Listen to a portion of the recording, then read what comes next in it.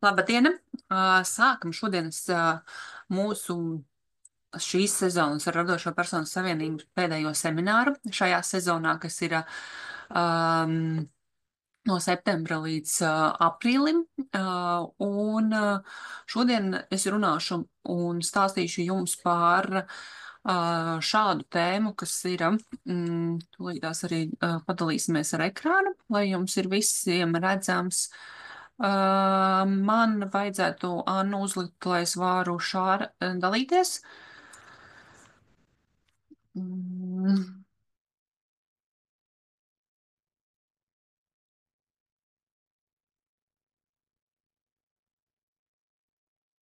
Jā, superīgi. Paldies tev. Tagad es varu. Mūsu šīs dienas tēma ir ziedojuma saņemšana, maksāšana. Kā tas attiecas uz fiziskām personām, uz NVO sektoru, kādas nianses ir jāievēro NVO sektoram, kādas nianses ir personām, fiziskām personām, saimnieciskās darbības veicējiem, kuru mēs ko varam atrast, kā tas izpaužās, kā tas izskatās. Un noteikti droši var jautāt čatā jautājumus vai ar vienkārši uzlikt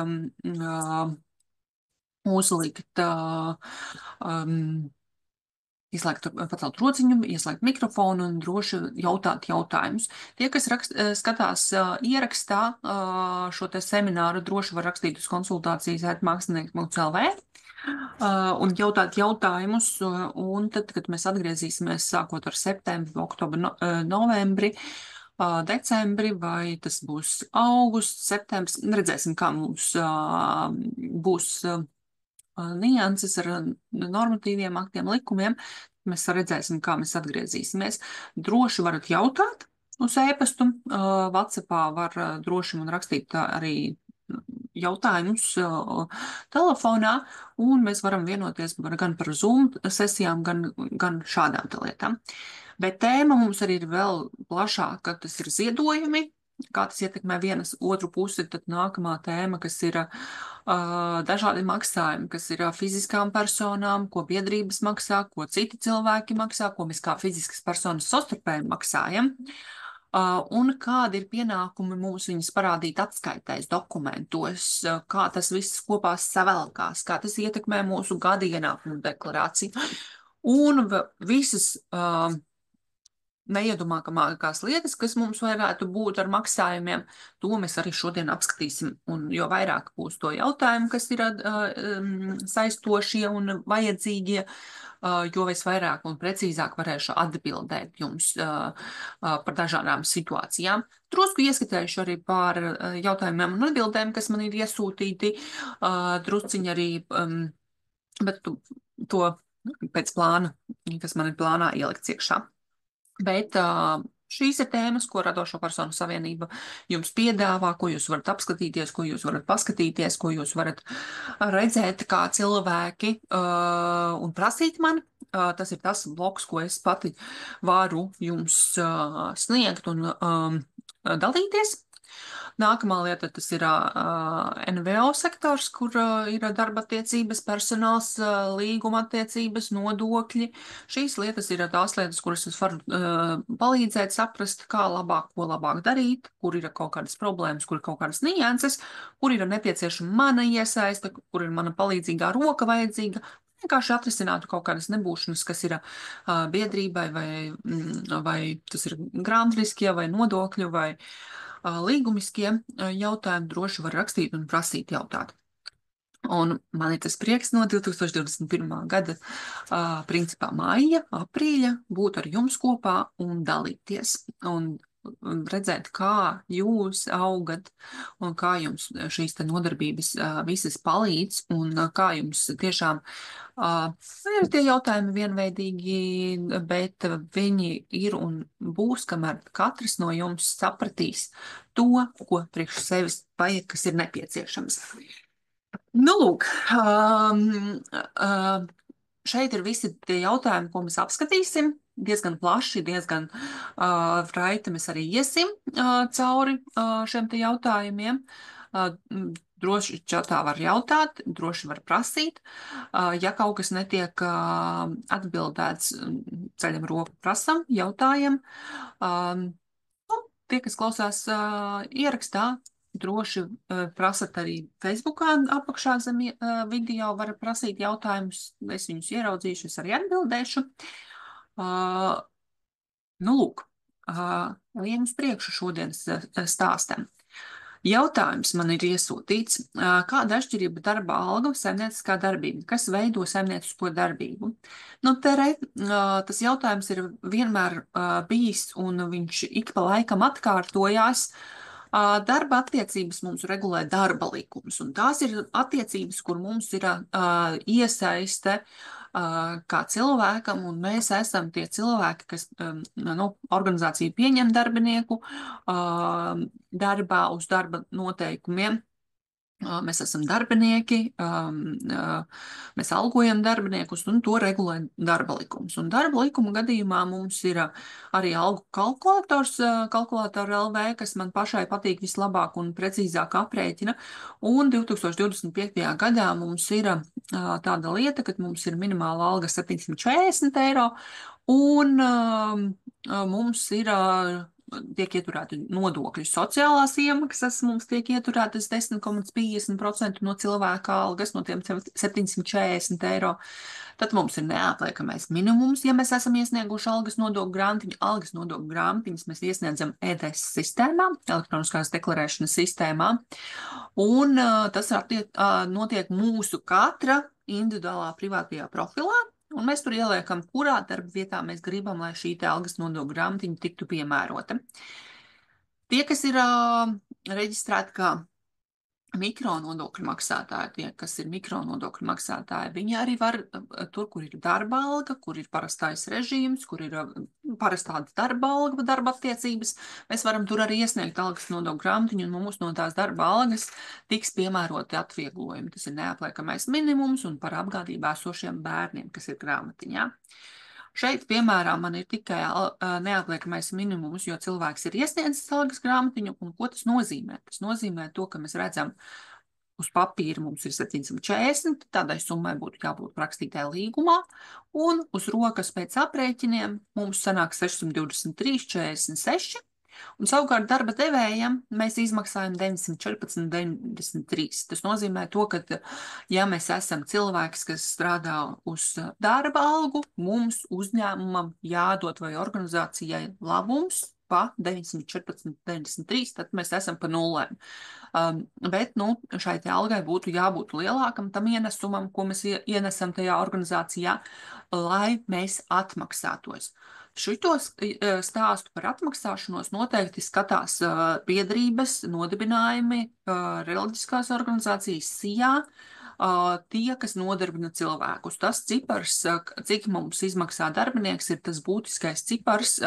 Cilvēkam, protams, vienmēr interesē, cik ir rokas alga, bet patiesībā būtu jāskatās, kas tad mums ir uz papīra un kādus tad mēs atvieglojumus esam iesnieguši darba devējiem.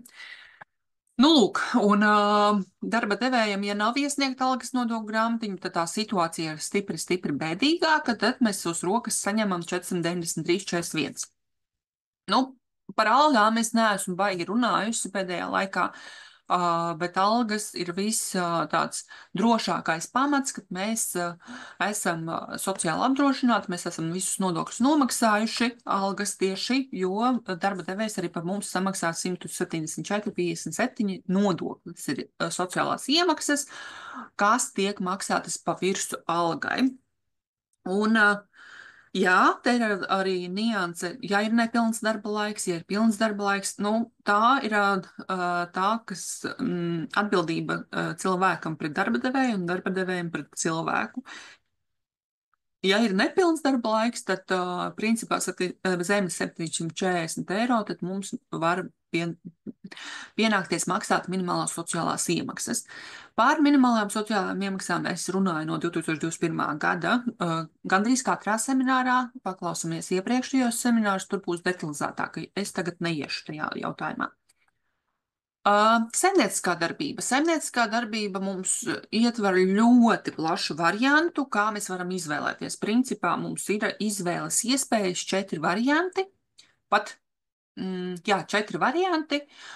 Viens variants ir, kad mēs esam autori, mēs sniedzam tādus darbus, kas ir autora atlīdzības raksturs, tie ir mākslinieciskā jaunrada, kaut kādas, nu, mēs esam reģistrējuši saimniecisko darbību, un mums ir šis te intelektuālais darbs, kuru mēs varam piemērot izdevumu normu. Ir minuskam noteikumu 899. Un tur ir tāds punktiņš 57.1 un 57.2, kur mēs varam redzēt šīs te normas. Mēs nevaram miksēt A un B variantu. Mēs varam būt A variantā vai B variantā. Un B variants ir, kad mēs krājam izdevumu čekus un reāli uzskaitam šo te uzskaiti vai nu saimnieciskās darbības žurnālā, vai nu mēs šo te uzskaiti uzskaitam Excelī. Ja mums ir atsevišķs bankas konts, tad mēs varam arī iztikt ar bankas kontu, kur mums visi ieņēmumi un izdevumi parādās. Nav skaidrs naudas darījumi.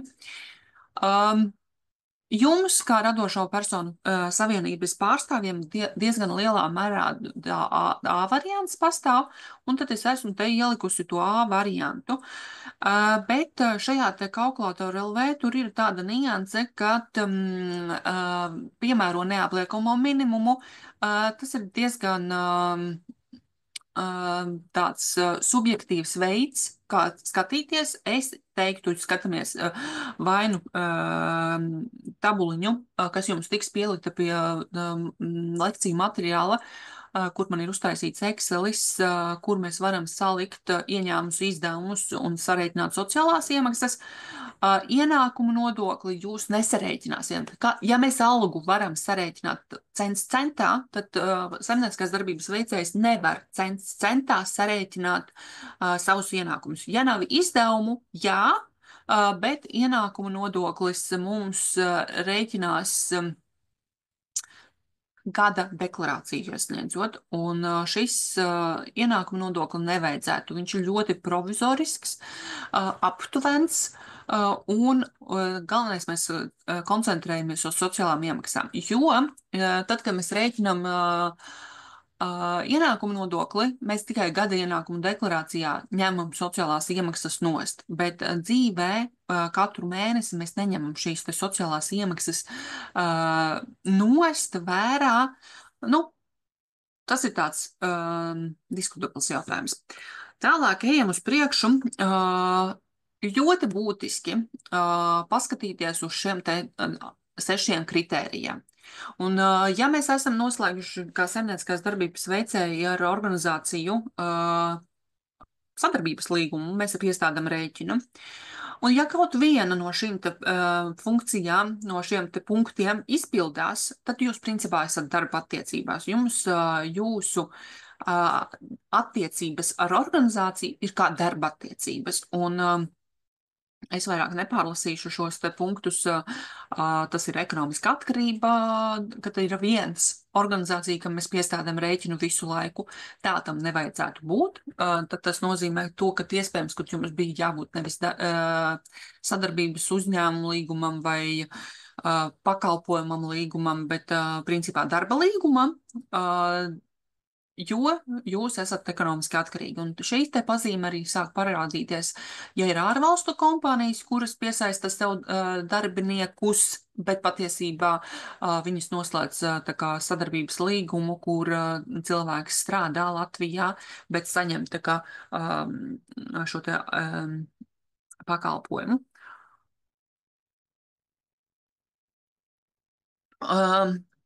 Finansiālā riska neuzņemšanās, ja parādi būs nesamaksās, tad mēs neko nezaudējam. Nu, tas ir tas moments. Tālāk tas ir integrācija uzņēmumā. Mēs ejam uz to organizāciju, uz to uzņēmumu, uz to darba vietu un strādājam ar kompānijas līdzekļiem, biedrības līdzekļiem, nevis ar saviem. Brīvdienas mēs paši neregulējam. Mums pasaka, re, kur ir pirmdiena, pirmdiena, pieņemsim, svētdiena brīva, bet patiesībā jūs varētu strādāt, kurā laikā gribat. Nākamais ir tad, kas jūs nevarat darbu nodot citai personai. Tad tas nozīmē to, tas ir principā darba attiecības. Nevarat piesaistīt darbiniekus savā pakšā, un jums nav nekādu pamatlīdzekļu, nav nekādu materiālu, ar ko jūs to darbu darat. Tā kā šito vajag padomāt. Un organizācijām un arī saimnieciskās darbības veicējiem, jebkuram, kas maksā naudu uz rēķina pamata, pirms maksāt ir jāpārbauda publiskajā datubāzē, vai šis te saimnieciskās darbības veicējs, kas piestāda rēķinu, ir saimnieciskās darbības veicēju reģistrā. Nu, tagad es arī parādīšu, kā tas izskatās no... Tā jūs neredzat, es to tās nošārēšu. Tagad jūs redzat. Es pielikšu, pieņemsim, Linda Miezīte sevi. Es zinu to, ka es esmu reģistrēta. Un rekur var redzēt, es esmu reģistrēta kā saimnieciskās darbības veicējs no 31. oktobra 2023. gada. Līdz ar to, ja es izrakstu rēķinu un es esmu aizsūtījusi rēķinu organizācijā, organizācija pārbauda, visi kārtībā, varam maksāt naudu. Ja mēs nepārbaudam un samaksājam šo te naudu, tad sanāk tā, ka tad, kad grāmatvedis vada rēķinus, viņš piefiksē un sniedz atskaiti par šo te personu, kad gada laikā līdz 1. februārim ir izmaksātas fiziskām personām izmaksātas summas, bet viņa neparādās. Tāpēc arī pirms maksāt ir jāpārbauda, vai ir vai nav reģistrēts. Vēl viena lieta, kas te būtu jāpārbauda, te ir publiskās datubāzes, tūlītās es ieiešu, parādīšu mājaslapā jums, kur ir publiskās datubāzes. Publiskās datubāzes mums ir šeit. Un šeit ir gan PVN reģistrs, gan dažādi metodiskie materiāli, gan arī Eiropas Savienības PVN reģistrs. Šobrīd parādās arī PVN fizisko personu reģistrs. Ja PVN fizisko personu reģistrā cilvēks ir reģistrējies, bet viņš ir sniedzis pakalpojumu, un viņš nav PVN reģistrā. Principā šāds darījums jums nevarētu būt. Kāpēc? Tāpēc, ka tie ir pārobežu darījumi. Pārobežu darījumos arī no Latvijas uz Eiropas Savienību ir savi noteikumi, un ja mēs sniedzam pakalpojumus Latvijas uz Eiropas Savienību, mums ir jābūt PVN maksātājiem. Un šis ir jāpārbauda. Tas nav vienkārši tāpatās, viņš ir jāpārbauda. Tad ir darījumu kvītis. Ja mēs gribam pārbaudīt, vai tā darījuma, kur vīts ir reģistrēta valsts ieņēmuma dienestā, mēs ieejam iekšā, pārbaudam, ir, nav. Tas pats arī par sabiedriskā labuma organizācijām. Ir, nav, uz ko ir sabiedriskā labuma status. Ik sevišķi, kad mēs runāsim par ziedojumiem, tas būs būtiski un svarīgi. Apturēta darbība vai nav apturēta darbība. Tās arī lietas ir jāpārbauda. Nodokļu parādi. Ja mēs slēdzam līgumu ar organizāciju vai cilvēku, pārbaudam, vai nav nodokļu parādu. Jo tā mēs sevi pārliecinām par to, ka sadarbība būs laba, tur nav nekādu parādu, un mums nebūs nekāda aizkavēšanās, nokavējuma vai kaut kas. Mikronodokļu maksātājas status. Ja cilvēks ir reģistrējies kā mikronodokļu maksātājs, viņš varētu neparādīties pie saimnieciskās darbības veicējiem, bet viņš ir abos divos jāpārbauda, lai jūs saprastu, kādā statusā viņš ir. Nu, jums tas tā kā maksājot rēķinus neko neietekmē, bet tas ir jāpārbauda, ja jūs maksājat autora atlīdzības, jo likums par iedzīvotāju ienākumu nodokli paredz, ja autora atlīdzības saņēmējs ir reģistrējies, viņam ir jāpiestāda rēķins. Un mēs nevaram ieturēt izmaksas brīdī šo 25% likmi, nu, to vajag pavērot par neiesniegtajām atskaitēm. Par grāmatvežiem. Arī par grāmatvežiem mums ir jāpārbauda, vai šī te organizācija, ar ko jūs sadarbojaties, ir licencēto ārpakalpojumu grāmatvežu reģistrā reģistrēta vai nav. Tad ir vidi lēmumi, dažādas citas lietas. Nu, šī te lapa būtu jāskatās, jāvērtē, tāpēc, ka nu, te mēs varam dabūt daudz dažādas lietas, kuras mums var noderēt. Nu, lūk. Un tagad es tūlītās pārslēgšos atpakaļ uz prezentāciju. Tā, tūlītās es sapratīšu, kā es noņemu. Jā. Jā.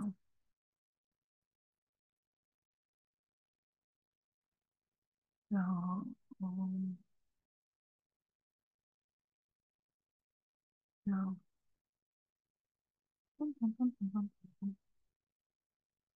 Nē, jūs neredzat pagaidām man viņam.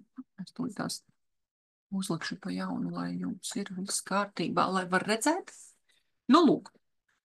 Un tas ir pārbaudīšana. Rēķinu mēs rakstam, paraugs ir mājaslapā ielikts un to neviens nav atcēlis. Tālāk mums ir atsevišķi, mēs neizdalām nekādus nodokļus, es to man tā liekas teikšu vienmēr un visur.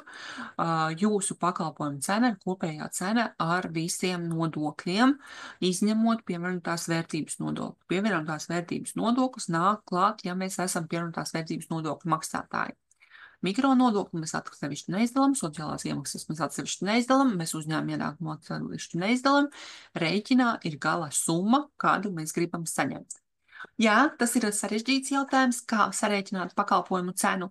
Pakalpojumu cena mums ir jāņem un jārēķina vai nu pēc iepriekšējiem statistikas datiem, kas mums ir, pēc tirdzniecības, pēc ieguvumiem, pēc tirgus cenas dažādi, vai veicot aprēķinus, kas ir šī te vadības grāmatvedība, kur mēs saprotam, kāda ir mūsu pašizmaksa, pa kādu cenu mēs esam gatavi pārdot to preci vai saņemt par pakalpojumu šo te samaksu.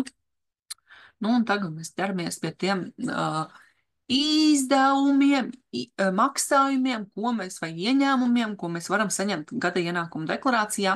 Jā, gada ienākuma deklarācija ir viens no rādītājiem, kur mums būtu D1 sadaļā jāparāda dažādas lietas. Jā, mums ir gada ienākuma deklarācija, mēs varam iesniegt brīvprātīgi un obligāti.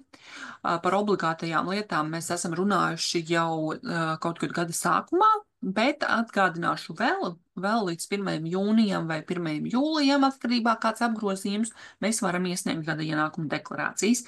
Un tas ļoti arī nodara tie, kas nav vēl pasteigušies un iesnieguši. Kāpēc? Tāpēc, ka apdomājam un paskatāmies, kas ir ar mūsu ienākumiem par gadu, par 24. gadu. Kāpēc es to stāstu? Tāpēc, ka pagājušajā gadā mums ir pieredze ar to, ka mēs saņemam dažādas vēstules no valsts ņēmuma dienesta, jo tad, kad mēs, es zinu, tūlītās es arī kaut ko pazīmēšu jums. Tad, kad mēs skatāmies gadu, mēs skatāmies, pieņemsim, skatāmies 2024 gads mums ir. Mēs sniedzam gada ienākumu deklarāciju, un gada laikā mums kontos ienāk nauda un iziet nauda. Un ir tāda lieta, ka tad, kad mums ir, vai jūs redzat to, un tad, kad mums ir pienākums iesniegt atskaites, mums ir jāpaskatās tas konta izraksts. Jo, ja mūsu konta izraksts pārsniedz 15,000 eiro ienākošās naudas, tieši ienākošās, tad banka par mums valsts ņēmuma dienestam aizsūta informāciju, ka mūsu konta atlikums ir, pieņemsim 85,000 eiro, un tad ir jāsaprot, no kā šie te 85,000 veidojās. Banka aizsūta šos datus valsts ņēmuma dienestam, un valsts ņēmuma dienests vērtē saņemto gada ienākumu deklarāciju, saņemtās algas, kas jums ir samaksātas, kas ir bijušas, saņemtos kaut kādus kapitāla pieauguma nodokļu atskaites. Viņi savēlk šo te informāciju par gadu, kas jums ir bijusi, savēlk jūsu kā fiziskās personas informācijā, un vai šī summa ir vienāda ar 85 tūkstošiem, vai viņa ir lielāka. Nu, tā atšķirība ir stipri kardināli. Bet patiesībā savēlkot kopā, šeit viņi ierauga, ka bija 45 tūkstoši. Un kas notiekās? Viņi jums raksta vēstuli, lūdzu sniedziet paskaidrojumus, no kurienes jums ir šie te ienākumi. Un līdz ar to ir svarīgi saprast, vai es esmu parādījis D1 sadaļā visus savus ienākumus. Un kas notiek? Notiek tas, ka mums, tūlītās skatāmies, tūlītās man ir,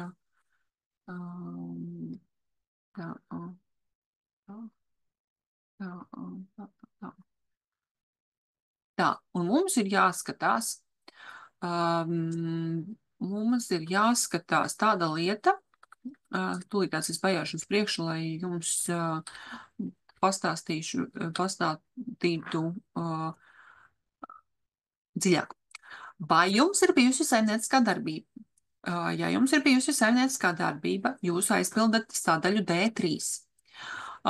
D3 kopējā summa arī parādās gada ienākuma deklarācijā. Vai jums ir bijusi, piemēram, šobrīd, es šito nodzēsīšu, lai jums netraucē dzīvot ar krāsņām, vai jums ir bijusi pieteiktā nereģistrētā saimnieciskā darbība? Vai viņu mēs esam uzrādījuši D1 sadaļā?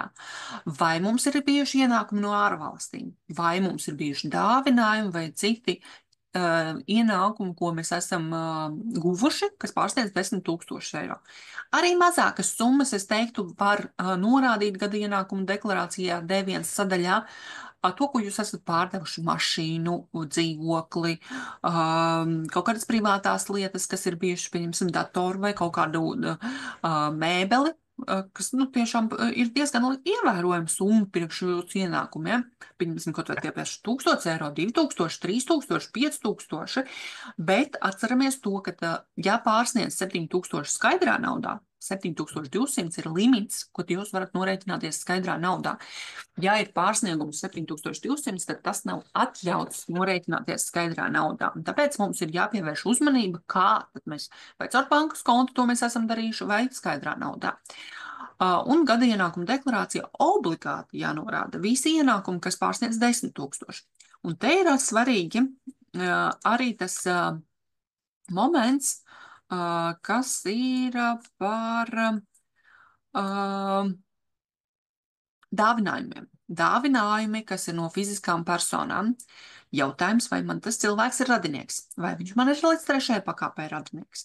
Vai tas ir pilnīgi nesaistīts ar radniecību cilvēks? Ja pārsniedz 1425 eiro, tad mums šī summa, es tagad drusku, ja 1425 eiro, es tūlītās pierakstīšu, lai jums ir saprotams, tas 1425 eiro, ja pārsniedz dāvinājums fiziskai personai, tad viņš ir pārsnieguma summa, liekas gada ienākuma deklarācijā, vispār visu dāvinājumu summu mēs liekam gada ienākuma deklarācijas D1 pirmā pielikuma D1 sadaļā, un mēs liekam viņu pirmajā rindā kopējo summu, tur, kur neapliekam ienākumu, liekam 1425, un tad sarēķinās mums nodoklis. Un te ir jāskatās, vai kāda likme sanāks piemaksāt, vai to summu, kas ir 20%, vai 23%, vai pat 31%, ja ienākumi mums ir virs sliekšņiem. Tā kā varētu būt jautājums, ko darīt, ja man ir dāvinājums mantiskā raksturā? Viņš arī principā ir dāvinājums, un viņš arī principā būtu jāuzrāda gada ienākuma deklarācijā. Tā kā Saimnieciskajā darbībā, kas ir šī te paziņotā saimnieciskā darbība, tur ir divas lietas. Viena lieta, ja jums līgums ar fizisko personu, tad jūs paši norādat D11 sadaļā, kur ir samazinātā likme. Bet, ja jums ir fiziska persona iznomā juridiskai personai, juridiskas personas pienākums ir ieturēt nodokli un jūsu vietā iesniegt atskaiti un samaksāt nodokli. Un šim te darījumam automātiski būtu jāparādās gada ienākuma deklarācijā. Nu, lūk, un tagad es drusku atgriezīšos atpakaļ pie terminiem, kas vēl mums ir jāpaskatās. Mazliet atpakaļ paiesim, lai saprastu par attaisnotajiem izdevumiem. Jā, un brīvprātīgi mēs varam sniegt gada deklarāciju, ja mums ir ienākumi, bet nav neviena čeka, medicīnas, nekā. Ja mēs esam ienākumu nodokļu maksājuši un mēs neesam iesnieguši algas grāmatiņu bijuši darba vietā, tad mums parādās tas ienākumu nodoklis. Tad mēs sniedzam iekšā. Ja mums ir medicīnas mācību ziedojumi un tādas lietas, mēs arī sniedzam iekšā. Ja ir atvieglojumi, ko mēs neesam piemērojuši, tad mēs arī varam iesniegt gada ienākumu deklarāciju un saņemt atpakaļ. Kā tas izskatās? Tad, kad mēs esam kā saimnieciskās darbības veicēji, mums ir katru gadu iespējams, ja mēs sagrājam medicīnas čekus, mums ir iespēja 600 eiro pār katru cilvēku. Te nav būtiski, vai es esmu apgādībā algas grāmatiņā vai nē. Vai tas man bērns ir apgādībā man vai vīram, tas nav būtiski. Galvenais ir, ka mums ir čeki, izdevumi uz konkrētu personu. Daudzas medicīnas iestādes jau pašas nosūta pēc jūsu piekrišanas uz šo te valstiņu dienestu un parādās gada deklarācijā, bet daudzas nē. Tad ir privātie pensiju fondi ar līdzekļu uzkrāšanu, un šie te saucamie trešais pensiju līmenis vai dzīvības apdrošināšana uzkrājumu, kas ir, ja gadījumā kaut kāda kredīta, tad arī ir obligāta prasība pēdējā laikā ir bijusi. Un tad ir ar katru cilvēku, kas mums ir apgādībā. Bet te ir moments. Ir jābūt maksātam ienākumu nodoklim. Ja ienākumu nodoklis nav maksāts, tad mēs neko nedabūsim atpakaļ, tad mums nebūs šī pārmaksa. Un tad jāskatās, vai tad man pašai sniegt gada ienākumu deklarāciju, ja tas nav obligāti, vai vīram, vai dalīti, vai kā skatīties. Jo es arī ieteiktu paskatīties vīram un sievai arī uz saviem ienākumiem, tieši par šo te ienākošo summu, kas mums ir tie 10 000, tie 10 000, kas mums bija, šie te 10 000, kas ir 3. punktiņā. Kāpēc? Tāpēc, ka ja jums tiešām esat skaitījusi vīram naudu vai vīrs sievai skaitījis naudu ar komentāru dāvinājums vai zinat ļoti labi, ka jūs esat kaut kā pārskaitījusi vīram vai sievai naudu, lai samaksātu kaut kādu kredīta maksājumu vai nopirktu kaut ko kopīgu vai ceļojumu, tad jūs negaidat no viņa atpakaļ šo te naudu, tad droši jūs varat viņu ielikt iekšā gada ienākuma deklarācijā kā ienākumu no jūsu vīra. Te jau kādā summā. Mana pieredze rāda, ka labāk es uzrādu, tad man mazāk būs jautājumi, lai no kurienes tad man tā nauda parādījās. Kā ir ar aizdevumiem? Aizdevumi gada ienākuma deklarācijā nav jārāda. Gada ienākuma deklarācijā mēs nerādam aizdevumus kā tādus. To mēs rādam citā vienā atskaitē. Un, ja mums pietiks laiks, es arī ieiešu EDSā, parādīšu, kurā vietā viņu atrast. Tur ir tāda lieta, ka līdz jūlijam mums jāiesniedz ir par aizdevumiem, kas ir palikuši uz 31. decembri un kas pārsniedz, manuprāt, bija 15 000, ja es nekļūdos. Un to jādara jebkurai organizācijai, fiziskai personai, ja ir fiziskai. Ja ir juridiskā persona, tad juridiskā persona norāda gada ienākumu, savos gada pārskatos, cik ir aizdevums, un viņi arī norāda šajā te īpašajā deklarācijā par aizdevumiem. Varētu būt jums arī atnākt vēstuli no valsts ieņēmuma dienesta, ja jūs esat saņēmuši aizdevumu no bankas, jo tad, kad valsts ieņēmuma dienests saņem no šīs te bankas 1. februārī informāciju, kad jums ir 85 000, bet patiesībā Vits izvērtē, Vits neredz jūsu summas, jūsu kustību, neredz naudas plūsmu, viņi redz tikai un vienīgi ciparu 85 000. Tas arī viss. Šobrīd es drusku arī paiešu atpakaļ, atpakaļ, lai vienkārši pateiktu vēl vienu foršu niansi. Tos medicīnas un attaisnojušies izdevumus mēs varam likt iekšā par vecākiem, vecvecākiem, bērniem, mazbērniem, laulāto, par audzināšanā paņemtiem bērniem, par nepilngadīgiem brāļiem un māsām, ja nav darba spējīgu vecāku, brālis un māsa, ja ir 1., 2. grupa invaliditāte, apgādībā esošu personu apgādājamie un aizbildniecībā vai aizgādībā esošas personas. Par tiem mēs varam par katru cilvēku, ja ir iztērēti, izlietoti 24. gadā, pieņemsim, 600, mēs liekam klāt.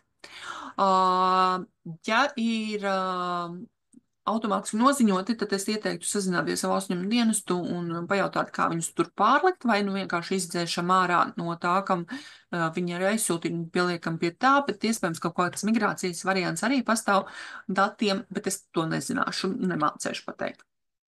Vai es varu ienākumu nodokli atgūt automātiski? Jā. Ja jums nav ne medicīnas, ne kādu citu izdevumu, nav saimnieciskā darbība, un jūs esat iesnieguši valsts ieņēmuma dienestā vēstuli par to, ka jūs gribat automātiski, lai jums atmaksā. Un jums vienīgais, kas ir, tas ir uzkrājoša apdrošināšana ar ieguldījumu, un tad jūs varat iesniegt šo te dokumentu, un valsts ieņēmuma dienests jums atskaitīs atpakaļ automātiski šo te naudiņu. Kad pienākums deklarāciju iesniegt obligāti, jā, saimnieciskā darbība, ja ir bijuši, te ir obligāti, te nav variācijas sniegšu, nesniegšu, gribu, negribu, te ir obligāti, jums jābūt. Tas nozīmē, termiņš ir 1. jūlijas, ja pārsniedz 78 100, tad ir 1. aprīlis, 1. jūlijas. Tur pagarināts tas periods ir, un obligāti, ja ir ārzemju ienākumi, un te ir svarīgi saņemt izziņu no ārvalstu kompānijas, kas ir maksājusi jums algu, un ieturējusi ienākumu nodokli. Tie, kas strādā uz kuģiem, un tie, kas saņem dāvinājumus no radiniekiem, ja viņi pārsniedz 10 000, ja ir dāvinājumi, tie, no kuriem jāmaksā nodoklis, ja ir pārslotas personīgās mantas, tas viss mums ir jāsniedz. Pieteiktā nereģistrētā paziņotā saimnieciskā darbība, dāvanas un sliekšņi.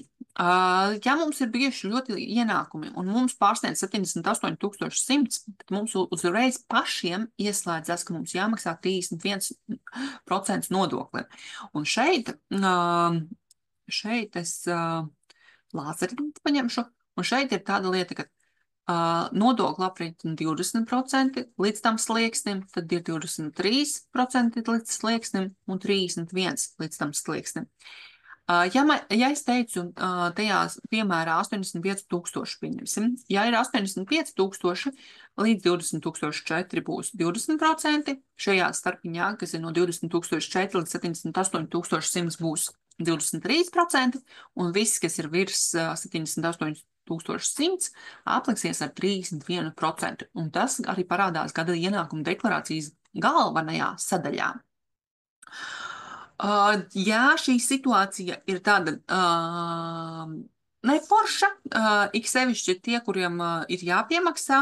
Kāpēc jums varētu būt jāpiemaksā? Kāpēc viņš veidojas? Tāpēc, ka mēs neesam pilnu gadu strādājuši, mēs neesam saņēmuši pilnu algu, un tur neapliekamais minimums staigā, un pēkšņi, jo valsts ieņēmuma dienests šo te visu rēķināja, neapliekamo minimumu rēķināja no tā momenta, tad, kad provizoriski viņi rēķināja 12 mēnešus atpakaļ. Ja jums lielāka alga parādās no janvāra, februāra, marta, tad uzreiz jums ieslēdzas tas, kad jums vispār neapliekamā minimuma nav. Kāpēc tas tā var notikt? Tāpēc, ka gada ienākuma deklarācija nav nekāda loterija, nav nekas tam līdzīgs. Vienkārši ir tas, ka mums ir šī te lieta, ka mums ir, jo lielāka alga, tūlīt tās pazīmēsim, jo lielāka alga jums ir, jo mazāks neapliekamais minimums. Šeit pieņemsim, te ir 0.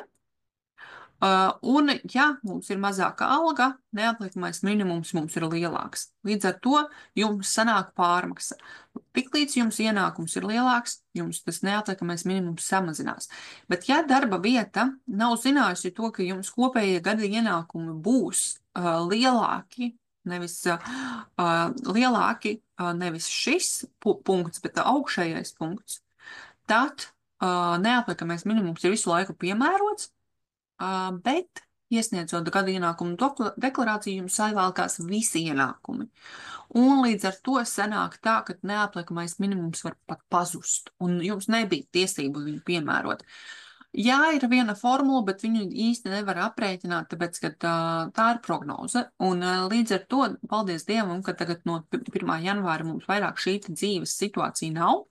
Un mēs dzīvojam drusku citā situācijā, tāpēc ļoti labi, ka mums ir jaunā kārtība, un tad mēs varam dzīvot jaunajā kārtībā. Nu, lūk. Tā, tagad noņemsim lāzeri, lai es varu patīt tālāk. Jā, gada ienākuma deklarācijas aprēķinu mēs sarēķinam un iesniedzam atskaiti līdz 1. jūnijam vai 1. jūlijam, samaksājam nodokli, un nodokli mēs varam dalīti maksāt, tas viss parādās gada deklarācijā. Nu, un te tagad drusciņi man ir apkopojums par to, ko es visu stāstīju. D1 sadaļā mums ir ļoti rūpīgi, tiem, kas ir dāvinājumi, ir tāds 22. kods. 22. kods ir tas, kur mēs norādam tās saņemtos ienākumus, ko mēs esam saņēmuši kā dāvanas. Ja tas ir apliekams, tad viņš būs apliekams, ja viņš ir neapliekams, tad viņš būs neapliekams. Problēmas sākas ar... Ja mēs neesam laulībā, ja mēs neesam partnerībā, mums nav nekādīgi sakārtotas savas attiecības, mums nav kopēju bērnu, bet mums ir kopēja saimniecība, un te sākas viens otram pārskaita naudu, viens par otru maksā, tad te ir rodas problēmas. Visvienkāršākais, foršākais sakārtot savas attiecības, un tad nebūs nekādu pārpratumu ar maksājumiem. Dāvinājumu radinieku starpā līdz 3. pakāpē mums neapliekas ar nodokli, 1425 eiro tas ir limits. Pieteiktā nereģistrētā saimnieciskā darbības izstāstīju ārvalstu. Mēs dabūnam izziņu no ārvalstu organizācijas, kas tam mums maksā nodokļus. D2 to mēs liekam. Tad mums ir jūrnieki D21 liek visu saimnieciskā darbība. Un te bija marts iestājās, un ko man saimnieciskās darbības veicēji dara? Paņem iesniedz gada ienākuma deklarāciju. Viņi taču ir strādājuši. Jā, jūs esat strādājuši, bet jums D3 sadaļu automātiski nevar neviens aizpildīt, tāpēc, ka jums ir ienākumi un izdevumi. Ienākumi varbūt parādās, bet tas cipars nav tāds, kāds jums ir konta izrakstā bieži vien. Kāpēc? Tāpēc, ka daudzus organizācijas nav iesnieguši par jums atskaiti par to, ka jūs esat saņēmuši naudu kā saimnieciskās darbības veicēji. Un tad tas nozīmē to, ka vienkārši jums jāsalīdzina. Tāpēc ir ļoti labi šī tabuliņa, kas ir saimnieciskās darbības ieņēmumu izdevumu žurnāls vai ieņēmumu izdevumu apkopojums, kur jūs varat saprast, kas ir plusiņš, kas ir mīnusiņš. Un tad ir medicīnas čeki. Medicīnas čekus es saku skanējam un ejam iekšā datorā un liekam klāt. Caur telefonu aplikācija īsti nestrādā, un tāpēc labāk nemokamies ar telefonu, saskanējam viņus, safačējam un slēdzamies datoram klāt un ejam iekšā D4 sadaļā un liekam vienu pēc otras iekšā tos dokumentus. Bet atceramies to, ka Ja D4 sadaļā jau parādās tas no medicīnas iestādes importētais čeks dokuments, viņu jums nevajag vairāk vēlreiz pildīt. Jūs nevarat divas reizes vienu to pašu ielikt. Tā kā to sapilda. Nu, lūk, un tad nākamā lieta ir praktiskā puse. Ja ieņēmuma izdevuma žurnāls, vai ja mums ir atsevišķi nodalīts konts, tad mums ir pietiek ar Excel, kur mums ir plusiņš un mīnusiņš, un tos ciparus mēs ieliekam gada ienākuma deklarācijā. Kas vēl? Krājot čekus, jā, žurnālā tā būs 13 eile, tie būs ieņēmumi, un 20 eile būs izdevumi. Un izdevumus mēs arī vēl varam 21. kur mēs proporcionāli sadalāmos izdevumus liekam. Jā, pamatlīdzekļiem mums ir jāuzskaita atsevišķā tabulā, jāprēķina nolietojums, un tad mums ir izdevuma precizēšanas tabuliņa. Mēs varam arī taisīt tabuliņu, nekrājot čekus, bet ir piemērot izdevumu normu. Nu, tās ir lietas, kur man ir uztaisīta tabuliņa, kur katru mēnesi man ir taisīta. Šeit man nav bijusi čeku krāšana, bet man ir piemērota izdevuma norma 50%, un man ir svarīgi salikt. Kāpēc? Tāpēc, ka pirmām kārtām es zinu, kāda ienākuma man katru mēnesi ir, un automātiski izdevumi. Tā ir tā izdevuma norma 50%. Un tad ir ienākums, no kā es rēķinu sociālās iemaksas. Un tad man šajā pašā tabulā ir tālāk sociālās iemaksas, cik tad man tur par ceturksni sanāk. Bet gada ienākuma deklarācijā jums pietiek ar to ieņēmumu kopsumu un izdevumu kopsumu. Un viņa jums pašiem jāieliek D3 sadaļā 4. un 5. ailē, man to liekas, vai 5. un 6. Jautājums. Es tikai, varbūt tās var kāds man čatiņā kaut ko ierakstīt, ja gribās kaut ko ierakstīt. Ja negribās, tad es tūlītās padzerojos un padzeru ūdentiņu ar kafiju un turpinām tālāk. Jūs varat padomāt, ja gadījumā kāds jautājums parādījies.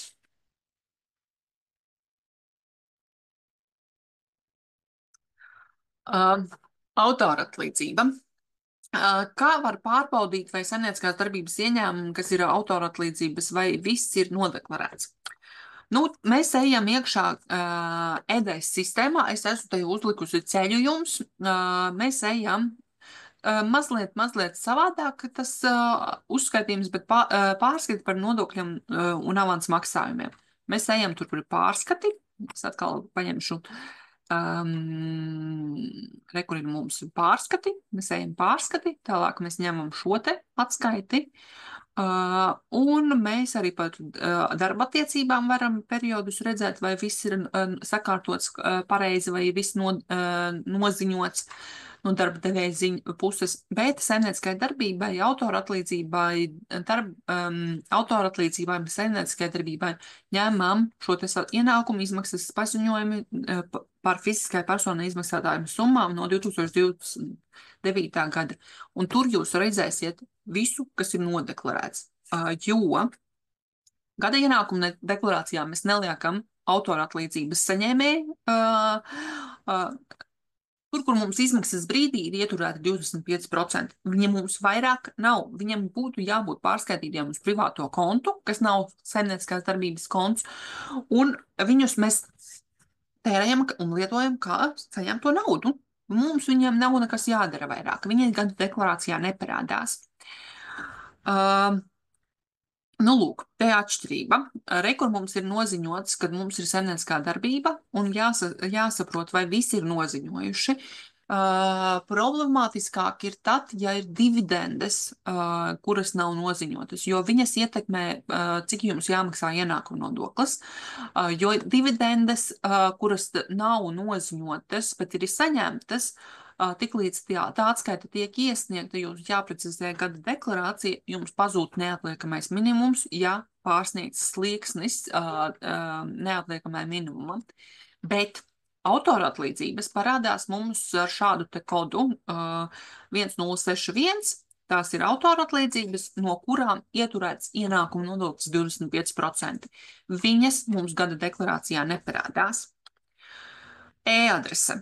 Kāpēc es šito ieliku šeit? Tāpēc, ka e-adresē jābūt, jo e-adrese ir tilts jums starp daudzām lietām. pirmām kārtām jūs saņemat e-adresē vēstules, kas nāk no valsts un pašvaldību iestādēm.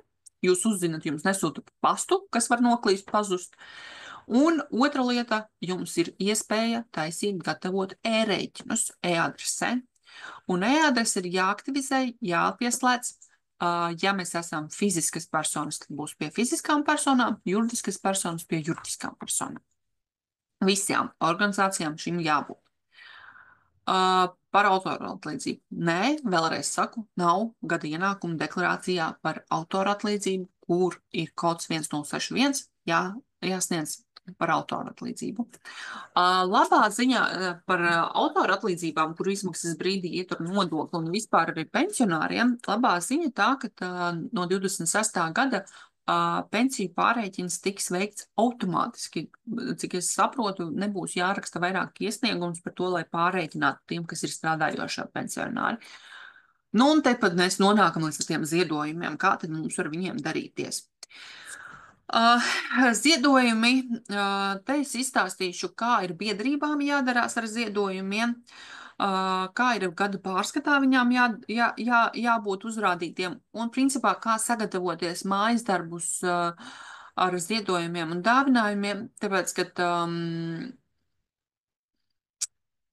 fiziskām personām mēs ziedojumus ieliekam tajos 600 eiro, un mēs viņus varam likt tos, kas ir sabiedriskā labuma organizācijām ziedoti. Galvenais pietiek jums tā summas 600, jums pārklājas, nepārklājas, viņa atsevišķi mums tā kā nedalās fiziskai personai. Bet, ja mēs esam biedrība, tad mums ir svarīgi izpildīt mājas darbus. Šobrīd jau biedrībām jābūt visiem iesniegtiem gada pārskatiem. 31. marts bija deadlines, beigu termiņš. Bet, nu, šis ir tā kā mājas darbs nākamajam gadam, vai šobrīd, ja jums ir kaut kāda jauna biedrība, kur tur jūs darbojaties, lūdzu pavērojiet un pasakojiet, lai jums uzskaita būtu saprotam un tiešām jūs varat to visu izdarīt. Ziedojumi un dāvinājumi, nu, principā, ir norāda mantu vai naudu, kas fiziskas personas bez atlīdzības atdevušos biedrības statūtos noteiktu mērķu sasniegšanai. Ja jums ir tāda manta vai nauda, ko dod jums bez atlīdzības jūsu biedrības statūtos noteiktiem mērķiem, tas arī ir ziedojums. Ziedojums jāveic... Viņš nevar būt atlīdzības raksturs. Mēs nevaram prasīt, lai tu iedod man naudu, noziedo, bet es tev darīšu to pretī. Es tev reklamēšu, es tevi norādīšu uz plakātiņa. Nē, ziedojums ir vienkārši norādam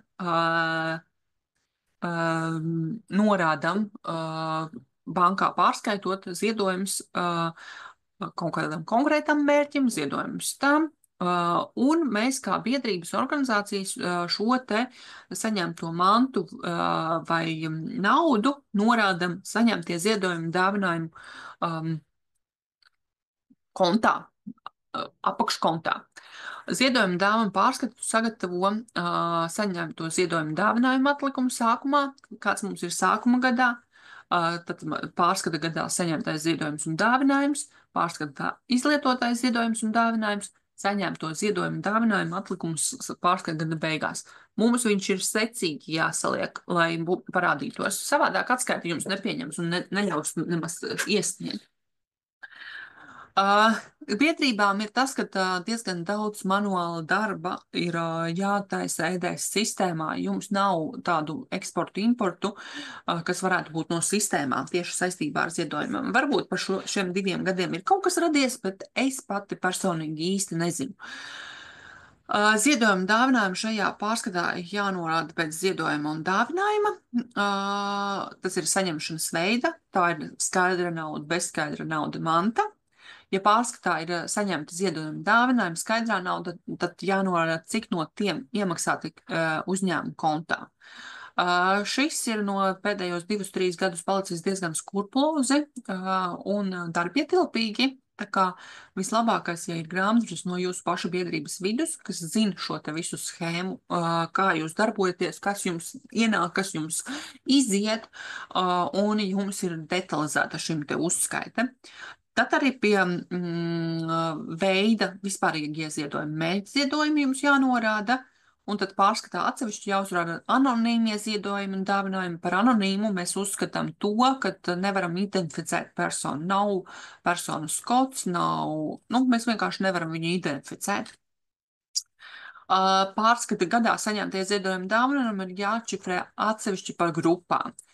Principā, tad, kad jūs būvējat to sistēmu, jums jāizdomā, kādā veidā jūs šito ieliksiet tā, lai jums nav jāmokās gada pārskatu sagatavojot, lai jūs varētu uzlikt virsgrāmatu, galveno grāmatu, pieņemsim, ja ir divkāršais ieraksts, ja ir vienkāršais, tad ir Excelis vai kāda cita sistēma, kur jums parādās atšifrē Latvijas juridiskās personas, ārvalstu juridiskās personas, fiziskās personas rezidenti, fiziskās personas nerezidenti, anonīmie ziedotāji un dāvinātāji, citi ziedotāji. Tie var būt pilnsabiedrības vai citas kaut kādas juridiskie veidojumi.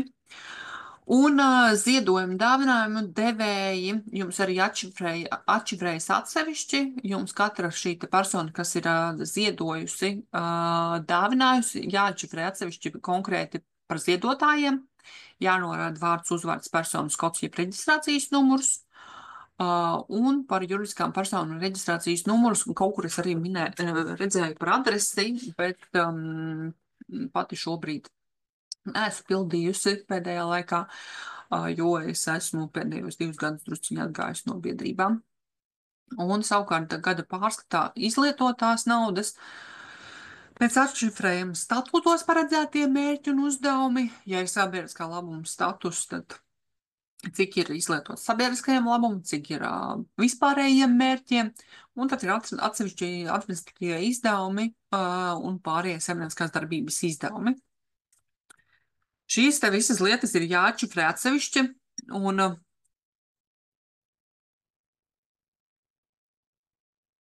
tas nav nemaz tik vienkārši. Jābūt ļoti lielai disciplīnai struktūrai, lai saprastu. Un ziedojuma dāvinājuma pārskatā norādam par šiem te veidiem izlietots vispārējiem ziedojumiem, izlietots mērķa ziedojumiem vai izlietots anonīmie ziedojumi un dāvinājumi. Kas tad ir izlietots? Tad, kad es pati strādāju, tas bija diezgan darbietilpīgs uzdevums, un ik sevišķi, ja biedrībai ir sabiedriskā labuma status, šeit man rakstīts, ka nav, par to, ka nav, tad, ja nav šī statusa, tad biedrības un var šos te saņemtos ziedojumus uzrādīt konkrētā kopējā summā bez sadalījuma izdevumu sabiedriskā labuma darbībai un citiem mērķiem un uzdevumiem. Bet, ja ir sabiedriskā labuma status, tad mums ir ļoti skrupulozi jāuzskaita. Un, principā, es pat teiktu jums par katru atsevišķo projektu plānu, kas ir, pieņemsim, ziedojumiem, ir kaut kāds mērķis, pieņemsim, izveidot projektu, piezvani saviem vecākiem, un tad mums ir ieņēmumi, kas ir ziedojumi vai no biedrības kaut kādiem līdzekļiem mēs dabūnam, un tad mēs tos saņemtos ziedojumus uzskaitam, pieņemsim, mums ir atnākuši 12,000, un tad, kur tad mēs esam izlietojuši konkrēti tam. Tāpēc ir baigi skrupulozi, vai tā ir programma, kurā vietā jūs pēc objektiem vai pēc kaut kādām atpazīšanas zīmēm varat atfiltrēt, vai tā ir Excelis, kur jums ir šis te viss uzrādīts, tur jāskatās, kā jūs to uzskaiti veicat. Brīvprātīgajam jāiesniedz atskaites par biedrībām jāiesniedz atskaites par brīvprātīgajiem, un šeit ir obligāti jāiesniedz līdz 1. februārim par dažādām kompensācijām, ko brīvprātīgais saņēmis, un šeit ir šis te 4023 punkts, un es ieteiktu arī ļoti grāmatvežiem, kas ir biedrību un vispār organizāciju grāmatvežiem, paskatīties Valsts ieņēmuma dienesta mājaslapā par fiziskām personām izmaksātām summām šos te kodus, jo 25. gadā mums arī ir jauni kodi, jo mums arī ir parādījušies labumi kaut kādi, ko saņem darbinieki, personāls, un tur arī ir atšifrējumi, sevišķi, ja ir darba koplīgumi un kaut kādi šīs te lietas, tad tur ir jauni šie te kodi saradīti, bet šos te noteikumus es teiktu, vajag ik pa laikam paskatīties, vai kaut kas nav jauns nācis. Un labums no ziedojumiem. Nu, te ir tāda lieta, koks ar diviem galiem. Organizācijas, kas ir NVO, nu, ļoti priecājas par to, ka var saņemt ziedojumus, bet ir jāprot izskaidrot, kāpēc tad tam SIA ziedot jūsu organizācijai. Ziedojumu saņemšanai arī ir konkrēti mērķi, kad mēs varam saņemt šo ziedojumus. Un viens no svarīgākajiem mērķiem ir, vai jums ir sabiedriskā labuma organizācijas status vai nav. Ja nav sabiedriskā labuma organizācijas status, tad principā tas, kas ziedo, viņš nevar piemērot atvieglojumus par šo te nozodoto summu, un viņam šis te nu, maksājums, ziedojums apliekas ar uzņēmuma ienākuma nodokli. Tik vienkārši, un jums kā organizācijai ir jābūt arī pamatojumam, ja es esmu sabiedriskā labuma organizācija, ja es zinu savus kritērijus, kāpēc es prasu šo te ziedojumu, un es zinu to, ka jūs varat ziedot, un nebūs nekādas problēmas. Šīs te lietas visas ir jāsaprot, ka jums ir jāprot nu, tā kā nopārdot to, ka jāziedo jūsu organizācijai, bet jums ir jāzina arī tas, ka jums var ziedot, un tas cilvēks vai organizācija dabūs šo te atbalstu. Un vēl noteikums ir ziedojuma saņēmējs ir budžeta organizācija vai ziedojuma saņēmējs ir valsts muzejs vai kultūras institūcija vai kultūras deleģēta funkcija. Ziedojuma saņēmējs ir nevalstiska organizācija, kur reģistrēta Eiropas Savienības vai Eiropas ekonomiskajā zonā, kur Latvijā ir noslēgusi nodokļu, ar kuru Latvija ir noslēgusi nodokļu konvenciju, un te parādās, kad mums ir jālasa konvencijas, tas nu, drusku saistās ar tādu lietu kā pārobežu darījumi. Un pārobežu darījumos, ik sevišķi, kur ir Latvija un citas valstis, mums obligāti ir jāizlasa tās valsts, ar kuru mēs sadarbojamies, konvencija. Vai tajā valstī apliekas tie ar nodokli, ja mēs ziedojam, vai apliekas ar nodokli, vai neapliekas, vai Latvijā tas apliekas ar nodokli, vai neapliekas. Tas ir cits stāsts, bet par ziedojumiem tad mums ir obligāti jāskatās, ja mēs esam sabiedriskā labuma organizācija, mēs esam Latvijā reģistrēti, mēs esam Latvija, tad tur viss ir kārtībā. Mēs skatāmies, vai ir piešķirts sabiedriskā labuma status tieši tam mērķim, uz ko organizācija prasa un jautā. Un ja tas mērķis ir atbilst kādam, ja viņš atbilst šiem te kritērijiem, tad viss ir kārtībā. Un tad pienākas, bet tad, kad mēs ziedojam, šim te ziedotājiem ir jāpaskatās, vai man nav nodokļu parāds, kas pārsniedz 150 eiro. Jā, tā ir maza summa priekš mūsu inflācijas laikmeta, vai nav nodokļu parāds 150 eiro. Ja ir, mēs šo te summu, ko mēs esam noziedojuši, mums viņi jāpliek ar uzņēmuma ienākuma nodokli. Mēs nedrīkstējām ziedot. Nedrīkst būt atlīdzības raksturs ziedojumam. Tas nozīmē to, ka es tev, tu man, tāds nevar būt. Ir speciāli likumā par uzņēmuma ienākuma nodokli arī atrunāts, kurā gadījumā ir reklāmas raksturs, nevis ziedojuma raksturs. Un ziedotāji nedrīkst sniegt labumu ziedotājiem vai arī ziedotāju saistītām personām. Te mums ieslēdzas tas, kas ir saistītās personas. Saistītās personas mums ir visas personas, kur mums saista kaut kāda šī te saistība. Laulātie bērni, vecāki, vecvecāki, nu, Es zinu, pat esmu redzējusi, ka ir kaut kāds saraksts no kaut kādām institūcijām, kas ir saistītās personas, pat arī kopā ir strādāts, kaut kas tam līdzīgs, bet, nu, principā saistītās personām ir arī definīcija, un tad, ja mums ir ieslēdzās šis te jautājums, tad skatāmies, kas ir saistīto personu definīcijā rakstīts, un tas nevar būt. Ja ziedo saistītā persona, tad, principā, šī te persona nevar būt atlaides, un tas nav ziedojums. Tas ir cits ieņēmums.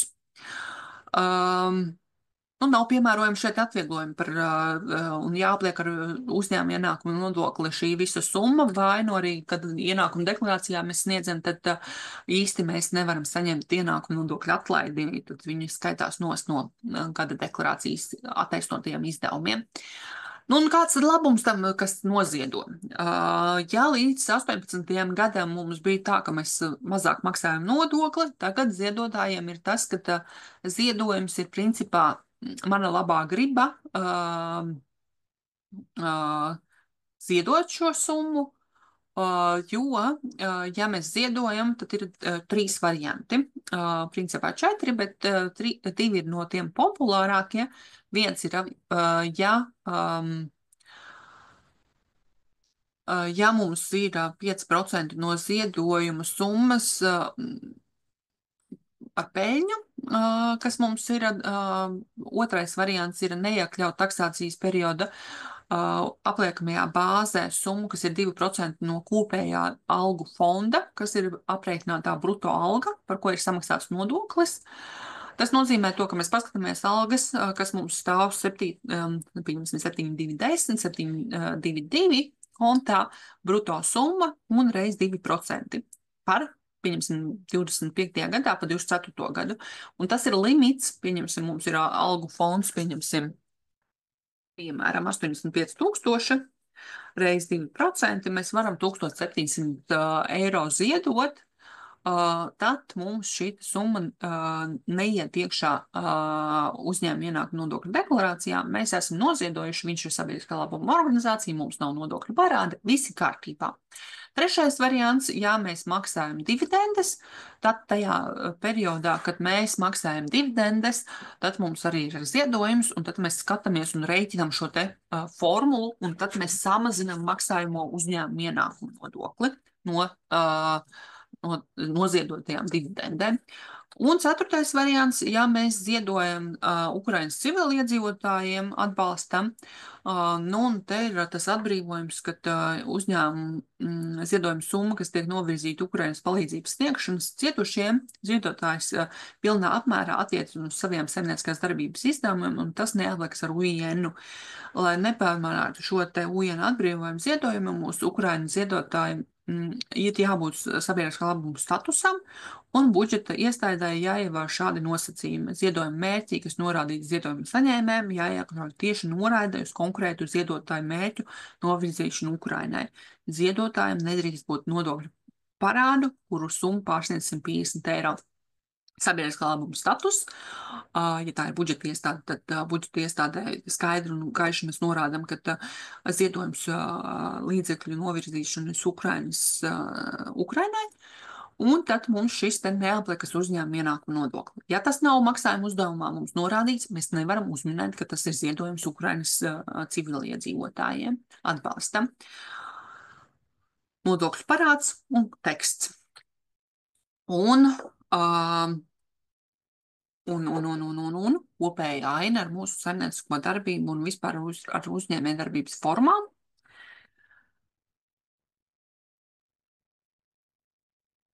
Daudz formu un mikronodokļu maksātāja status. Man te nav ielikts individuālais komersants. Nē, individuālais komersants ir individuālais uzņēmums, man vēl te nav ielikts iekšā. Man ir viens tāds piemērs, kas īstenībā man pārsteidza, kad, ja mēs esam individuālais uzņēmums kā mikronodokļu maksātājs, un tāpat laikā, ja mēs esam kā fiziska persona, saimnieciskās darbības veicējs, mēs varam pieregistrēties vispārējā kārtībā kā pašnodarbināta persona, kas krāj izdevumus, čekus, Um, un tas bija man interesants, tādu pieredzi es nebiju piedzīvojusi. Individuālais uzņēmums reģistrējas kā mikronodokļu maksātājs, nevis kā ienākuma nodokļu maksātājs, nevis kā uzņēmuma ienākuma nodokļu maksātājs, bet kā mikronodokļu maksātājs. Un abas divas formas var pastāvēt līdz pastāvēt. Laikam tāpēc, ka individuālais uzņēmums ir ar nosaukumu reģistrācijas numuru un fiziskā persona ir kā fiziskā persona. Nu, redzēsim, kā tas mums ies uz priekšu. Pašnodarbinātās ziņojums. Pašnodarbinātās ziņojums, jā, termiņš ir mums 15. Ne, bet 17. Aprīlis pār pirmo ceturksni, tas ir janvārs, februārs, marts. Sagatavojam pašnodarbinātā ziņojumu, dodamies uz gadienu, uz EDS sistēmu, ejam tur, kur ir sociālās iemaksas, pie dokumenta sociālās iemaksas, izvēlamies pašnodarbinātā ziņojums, bet mums jābūt tabuliņai atbildītāji ieņēmumi mīnus izdevumi, cik mums sanāk, un norādām šīs te lietiņas. Man arī jautājumi ir iesūtīti par dažādiem jautājumiem. Vai ir jādeklarē par alternatīvu bankas karšu plūsmām Revolut? Jā, ir jādeklarē, ja jūs esat to reģistrējuši saimnieciskajai darbībai, un ja šo te kontu izmantojat saimnieciskajai darbībai. Ja tas ir SIA konts, arī viņš ir 10 dienu laikā jāreģistrē valsts ieņēmuma dienestā, jo Revolut, Pacer vai kādu citu kontu mums automātiski nereģistrē. Latvijā reģistrētos kontus automātiski reģistrē valsts ieņēmuma dienestā bankas, bet par šiem te kontiem ir jāsniedz informācija. Un es neieteiktu neko nedarīt tādu, kas var kaitēt jums. Ja jums ir saimnieciskā darbība, tad norādam visus savus kontus un visus kontus arī atšifrējam saimnieciskās darbības ieņēmuma izdevuma žurnālā. Un šobrīd ir tā, ka valsts ieņēmuma dienests arī saņems informāciju no Revoluta, ja jums ceturksnī būs vairāk par 25 darbībām ieskaitījumi šajā te Revoluta kontā. Un tad valsts ieņēmuma dienests arī zinās un sūtīs jums informāciju par to, vai tur nav saimnieciskā darbība reģistrēta, un vai šis nav viens no saimnieciskās darbības kontiem. Tā kā daramies un skatāmies. Jā, un tad man arī tāds nelielām summām, kas saistītas ar privāto personu paziņu draugu pārskaitījumiem. Tie kopirkumi varētu būt. Kopirkumus mēs atsevišķi nekur nedeklarējam, nenorādām, mēs vienkārši viņus zinām, apzināmies, uzskaitam, un ja nāk valsts ieņēmuma dienesta jautājumi, mēs viņus varam nokomentēt un paskaidrot. Tā arī mēs organizējam, vienkārši paši zinām, kas mums ir, kas mums nav un kā mums vajag, un kas mums ir. Jā, saimnieciskās darbībai mēs atveram atsevišķu kontu. Tas ir pašnodarbinātais, mikronodokļu maksātājs, saimnieciskās darbības ieņēmuma konts, kur automātiski banka pat ietur nodokli.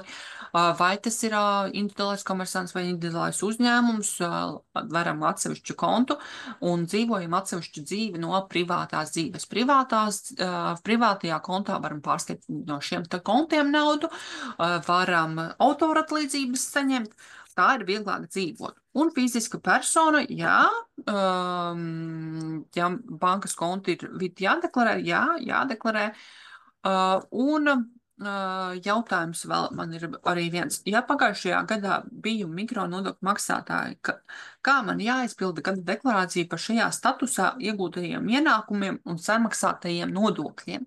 Nē, nav nekas jāpilda. Ja jūs esat mikronodokļu maksātājs bijis, tad jums viņi arī automātiski parādās kā ienākumi, jo jūs esat sniegusi mikronodokļu deklarācijas, bet gada ienākuma deklarācijā viņi neparādās. Ja jūs esat mikronodokļu maksātājs un reāli jūs esat saņēmuši arī algotu darbu, tad no algotā darba jūs arī par 3. pensiju līmeni saņemsiet atpakaļ šo te naudiņu un atgūsiet ienākumu nodokli. Ja tikai ir mikronodokļu maksātājs status, tad gan jūs neko nedabūsiet. Man ir vēl daži slaidi ar jaunajām lietām, kas varbūt tās noderēs kādam tieši tie, kas attiecas uz ienākumu nodokli. Ienākumu nodokļu likmes ir daudz un dažādas šobrīd, drusku mazliet sajukums varētu būt piemērot. 25,5% mums aiziet visām darba algām, visiem ārvalstu nodokļu maksātāju ienākumiem no mākslinieku, sportistu, treneru, profesionālās autoru atlīdzības, par literatūras zinātnes un atlīdzību par atklājumiem, izgudrojumiem ar rūpniecisko paraugu radīšanu, profesionālā sportista pakalpojumiem, tur ir 25%.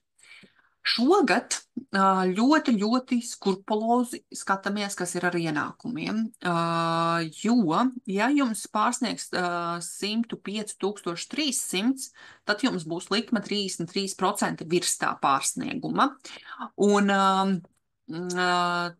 līdz tam būs 25,5%, bet, ja jums gada kopēji ienākumi, kas ir sastāv no visi, kas jums ir dividendes, kas jums ir kapitāla pieauguma nodoklis, algas, ja jums pārsniegs 200,000, tad būs papildus likme 3%. Neietvers autoratlīdzības ar ienākumu nodokli, dāvanas, pabalstus, ienākums no nekustamā īpašuma pārdošanas, kas nav apliekama ar ienākumu nodokli, mantojuma rezultātā iegūtos šos te īpašumus, tas neapliksies un tie neies tajos 3%. Tā kā diezgan skrupulozi vajag skatīties, ja jūs kaut ko plānojat darīt, pārdot kaut ko vai kaut ko darīt ar kaut kādām lietām. Labāks ir sazināties ar profesionālu konsultantu un pajautāt pirms darīt un rīkoties. Atbrīvojums arī no nodokļa maksāšanas vispār ir konkursu un sacensību sniegtajām mantiskajām dāvanu balvām. Limits ir 1500, darba devēja bēru pabalsts 500 eiro, laimesti izlozes un sporta, šīs te senatnes loterija, sporta loterija, tur ir atbrīvojums. Un atbrīvojums ir foršā lieta. Darba devējiem ir dāvanas, mēs varam dāvināt 100 eiro darbiniekam gadā. Tā neapliekas ne ar uzņēmuma ienākumu, ne ienākumu nodokli. Un darba devējs, ja tiek piedzimst bērniņš, un ja cilvēks iesniedz dzimšanas apliecību par bērniņu piedzimšanu, tad mēs varam izmaksāt pabalstu līdz 500 eiro. Tas nav bijis. Tā ir tāda forša lieta, ka beidzot ir kaut kas tāds pozitīvs ielikts. Tas attiec uz darbiniekiem. Un šeit nav noteikums, kad ir šīs te, ka jābūt ir koplīgumiem. Šitas neiet tie uz koplīgumu. Te nav obligāti jābūt koplīgumam. Lūk, mēs esam izskrējuši cauri šodien tādā skrējienā. Un gribu pateikt paldies jums par šodienu. Ja ir kaut kādi jautājumi, droši varat rakstīt un jautāt. Es noteikti labprāt atbildēšu. Šeit ir pa mani, ko es daru, kā es daru un ar kādas lietas man patīk un kas man ir tās mīļākās lietas, kuras es tiešām ļoti baudu sniegt konsultācijas un stāstīt par iespējām un atrast rēbusus, lai jums vieglāk ir strādāt un dzīvot. Un paldies par šodienu un par šo sezonu. Un priecājamies un baudam to, kas mums pašiem patīk, un radam tās foršās lietas, kas ir radošas un interesantas. Mans lielākais, laikam, pagājušā gada sezonas eksperiments vai kādu to nosaukt piedzīvojums bija pabūt pie jums, pie fotogrāfu nometnē un redzēt to skatu, kāda tad ir jūsu dzīve ar to fotogrāfu darbošanos, ņemšanos, un tas ir bija tāds vieglums un patīkami. Tā kā liels paldies par aicinājumiem, uzaicinājumiem piedalīties arī jūsu kaut kādos pasākumos un sniegt atbalstu jums, lai jums vieglāk saprast. Un tāpēc tā kā baudam vasaru, baudam gaidam pavasari. Un, ja ir kaut kādi jautājumi par nodokļiem, neskaidrības, mēs varam atrisināt Zoom sesijās, mēs varam atrisināt klātienes konsultācijās, mēs varam vienkārši sazvanīties vai WhatsAppā sazināties un atrisināt. Tā kā paldies jums un tiekamies vai nu augustā, vai nu septembrī. Un sociālajos tīklos tāpat tās esmu un redzu un atbildu. Un, ja gadījumā kādi jautājumi, droši jautājiet, es atbildēšu. Tā kā forši paldies jums, un vienīgais, ko es laikam gribētu paskatīties, varbūt tās mums vēl laiks ir, es pāris mirkļos ielikšu ieiešu EDS sistēmā, paskatīšos, vai es nevaru jums parādīt, kur par tām aizdevumiem jāsniedz tās ziņas, jo es zinu to, ka daudziem varētu būt nezināma šī lieta, ka tas ir jādara, un es vienkārši ātri parādīšu, kur tas varētu būt un kā tas izskatās. Kā tas izskatās? Tā, dokumenti. Tā, dokumenti no veidlapas. Tā. Ja ir kāds jautājums, droši var man jautāt. Tā.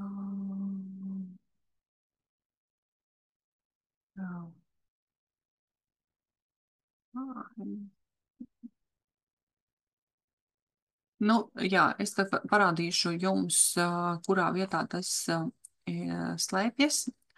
Tā, re, kur ir par aizdevumiem, tā sadaļa, kas ir EDS sistēma. Es tikko ieslēdzu EDS jums. Un EDS-ā mēs ejam dokumenti no veidlapas. Es te uzrakstu aizdevumi fiziskai personam. Un te mēs aizpildām vārds, uzvārds, personas kods, adrese, aizdevuma izsniegšanas datums, aizdevuma summa un atmaksas termiņš. Aizdevēja arī, ja mums ir mēs esam aizņēmušies un ja mēs aizdevuši esam. Un šitas ir informācija par aizdevumu fiziskai personai. Par juridiskai personai nav mums jāsniedz. Šis ir jāsniedz par fiziskai personai izsniegtiem aizdevumiem. Nu tā, tas ir tāds maziņa informācija, kurā vietā viņu atrast un kas tas tāds izskatās, kā viņš izskatās. Tā kā paldies, un tad jau mēs tiekamies nākamajā sezonā, lai forša diena un uz redzēšanos.